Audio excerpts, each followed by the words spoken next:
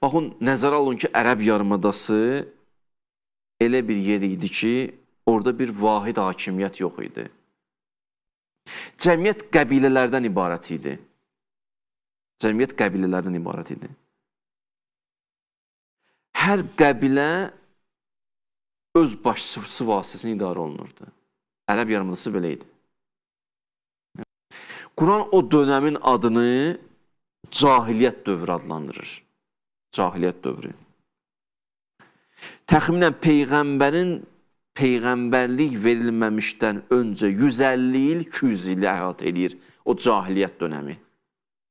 İstəyirəm deyim ki, 200 illik cahiliyyət dönəminin özdə pik həddi olan cahiliyyət dönəmi Peyğəmbər ora gəlir. Və oradan İslam dünyaya yayılacaq. Başa düşürsünüz, bu İslamın adam sabiqəsinə baxanda ümidi oturur yerinə. Yəni 200 illik cahiliyyət dönəmidir, 200 il. Peyğəmbər tək tənha birinci gəlir, yanında bir nəfər Əmirül-Müminin, hələ ona iman gətirib xanım Xədicə elə bir çətin mühitdən dünyaya səs-səda salmalıdır. Və Xatəmül Ənbiyadır odur, dünyanı qiyamətə qədər bəşəriyyətə hidayət eləməlidir. Bu artıq bir möcüzədir. Bu necə baş verəcək?